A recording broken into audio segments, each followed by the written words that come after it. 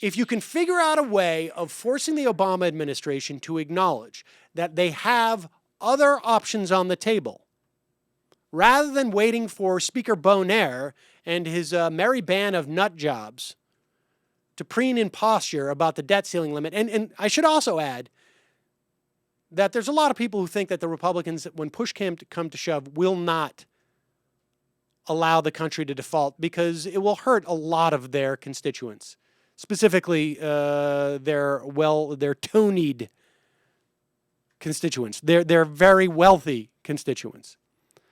Nevertheless, the question is how to create a sense amongst the Beltway elite, those people who feel like, hey, the Hastert rule, that got destroyed. That was a big victory for Democrats. How to create an environment in where it appears that the president has other options. Many people have pointed to the 14th Amendment of the Constitution, which says that the debt of the United States cannot be questioned. And the implication is that the president has no choice but to pay off these debts, regardless of what Congress does. Constitutionally, he is bound by to pay off those debts. There are other people who feel that because the president has already tried to take the 14th Amendment off the table, and because that could lead to some type of, I don't know if it's a constitutional crisis, but it would certainly be something that could be sent to the courts, that there is another option. And namely, it rests with the Treasury's ability to mint coins. Now, any coinage, there's a term for this, seigneurage or whatever it is. I don't know how to pronounce it. I've only seen it written. The Treasury cannot mint any coins without authority from Congress. It has statutory authority to mint coins that are of any nature except for one type of coin, and that is a platinum coin. And there has been growing calls from types like Krugman or even Josh Barro or Joe Wiesenthal or Atrios, many others, who say that there is statutory authority for the Treasury Department to mint, a platinum coin. Now, the Treasury Department is subject to the Federal Reserve's control of the money supply. Platinum coins may be struck with whatever specifications the Treasury Secretary sees fit, including denomination. The law that was passed to provide the Treasury Department with this authority, passed by Congress, was intended to allow the production of commemorative coins for collectors. But it can also be used to create any large denomination coin that Treasury can deposit with the Fed to finance the payment of the government bills in lieu of issuing debt. And in fact, the former, let me get his title straight here.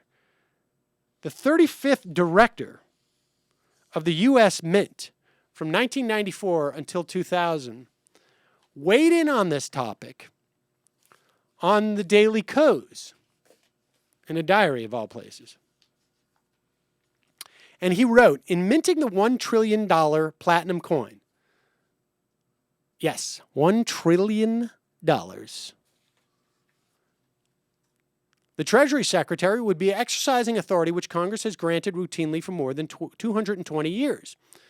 The Secretary's authority is derived from an act of Congress, in fact, a Republican Congress, under power expressly granted to Congress in the Constitution, Article 1, Section 8. What is unusual in this case is that the law gives the Secretary discretion regarding all specifications of the coin, including denominations. The accounting treatment of the coin is identical to the treatment of all other coins. The Mint strikes the coin, ships it to the Fed, books $1 trillion, and transfers $1 trillion into the Treasury's general fund, where it is available to finance government operations, just like with the proceeds of bond sales or additional tax revenues. The same applies for $0.25. and presumably any other coin. Once the debt limit is raised, the Fed ships the coin back to the mint. The accounting treatment is reversed. The coin is melted. The coin would never be issued or circulated, and bonds would not be needed to back the coin. There are no negative macroeconomic effects. In other words, no inflation. This works just like additional tax revenue or borrowing under a higher debt limit. In fact, when the debt limit is raised, Treasury would sell more bonds. The $1 trillion would be taken off the books. The coin would be melted. This does not raise the debt limit, so it can't be characterized as circumventing congressional authority over the debt limit. Rather, it delays when the debt limit is reached. This preserves the congressional authority over the debt limit in a way that reliance on the 14th Amendment would not. It also avoids protracted court battles over the 14th Amendment. Any court challenge to the issuing of this trillion-dollar coin is likely to be dismissed since, one, authority to mint the coin is firmly rooted in the law that itself is grounded in the express constitutional powers of Congress. Two, Treasury has routinely exercised this authority since the birth of the Republic. And three, the accounting treatment of the coin is entirely routine. And finally, he says, yes, this is an unintended consequence of the Platinum Coin Bill, but how many other pieces of legislation have had unintended consequences? Oh, we talked about one yesterday. That being the outlawing of leaded gasoline. Now, I would say that this is a bit of a gimmick, but as Paul Krugman wrote yesterday, President Obama will be faced with a choice between two alternatives. One that's silly but benign, that being the coin. The other that's equally silly, but both vile and disastrous. The decision should be obvious. So the point of this coin exercise, I mean, this is how sort of far through the looking glass we have gotten now. It is to take seriously the fantastical and completely fictional and silly notion that the Republicans would not allow or try and stand in the way of the United States meeting its debt obligations with another silly idea that would actually allow the United States to meet its debt obligations. And all of this is just being argued. It's almost, I mean, it's literally, you know, really what we're just seeing is two shadows boxing with each other. It's that devoid of substance, and it's that where our politics have led us. But it is important, the implications are important, because the less that President Obama and the Obama administration have to rely on this preening by the Republicans in Congress, the less leverage and excuse they have to force any cuts to entitlements. Now, all of this, even if all of this is resolved, it still leaves us with the sequestration, which, of course, is $1.2 trillion worth of automatic cuts, half of which comes from defense, half of it which comes from discretionary spending. So you're talking about a 12% cut across the board of all government functions, short of Medicare and Social Security. And the bizarre dynamic here is that, on one hand, most of the people involved in that argument are saying that we have a debt crisis, that we need to bring down our deficit. These $1.2 trillion in cuts, of course, would severely cut our deficit and head our debt into a downward trajectory. Yet everyone is terrified of it because they know it would sink the economy.